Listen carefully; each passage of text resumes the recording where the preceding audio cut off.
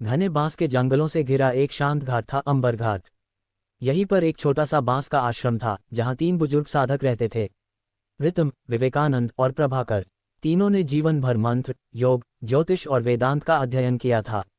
राजाओं की सभाएं उन्हें नमन करती थीं, पर अब उम्र ढल चुकी थी, सम्मान धूल बन चुका था और कटोरों में अन्न का एक दाना भी न बचा था। एक सुबह ऋतम ने अपने खाली कटोरे की तरफ देखते हुए कहा, ज्ञान की उम्र बढ़ती है लेकिन पेट तो जवान ही रहता है। विवेकानंद हंस पड़े, अगर ज्ञान से रोटी बनती तो हम तीनों को राजमहल मिल जाता। तीनों ने अपने अपने लकड़ी के कटोरे उठाए और भोजन की तलाश में घाट छोड़ दिया। रास्ते में उन्हें एक कुम्हार मिला। कुम्हार मिट्टी गूंथ रहा था, कंधों से पसीना टपक रहा था।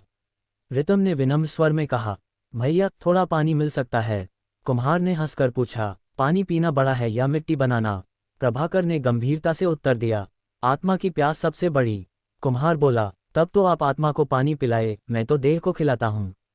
तीनों आगे बढ़ गए, थोड़े शर्मिंदा, थोड़ा बेचैन और बहुत थोड़ा थके हुए। एक मिट्टी का घर था।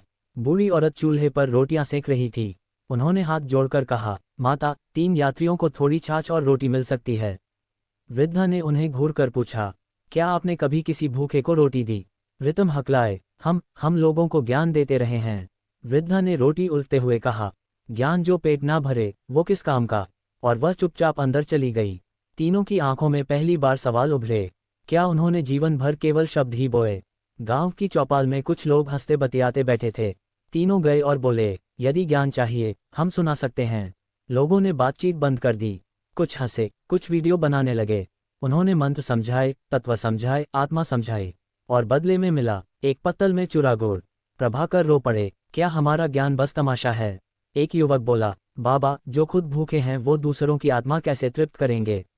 वे आगे बढ़े। एक बड़ा मंदिर था। पुजारी ने पूछा, सेवा कर सकते हो? ऋतम चौंके, हमने राजाओं को शिक्षा दी है। मंदिर झाड़ू। पुजारी मुस्कुराया, जिसे सेवा में अपमान दिखे उसे भोजन में अधिकार नहीं। तीनों ने डगमगाते शरीर से मंदिर का आंगन साफ किया, और उस दिन पहली बार सेवा की खिचड़ी उनकी आंखों से आंसू बनकर बहने लगी। अगले दिन उन्हें एक अकेला किसान मिला। किसान ने कहा, खाना चाहिए तो थोड़ा काम कर लो। रोटी खेत में होती है, किताबों में नहीं। तीनों ने पहली बार मिट्टी, लकड़ी, घास और पसीने को गुरु की तरह अपनाया। जब रोटियां आईं तो स्वाद में मिट्टी की सुगंध थी। विवेकानंद बोले, आज पहली बार समझ आया, ज्ञान खेत से विनम्रता सीखता है। रास्ते में उन्हें एक स्त्री मिली, सफ़ेद बाल, शांत चेहरा, तीखी आंखें। उसने पूछा, अगर किसी के पास ज्ञान हो और वह भूखे को भोजन न दे तो वह ज्ञानी है या मूर्ख? तीनों कटोरों की तरह खाली हो गए।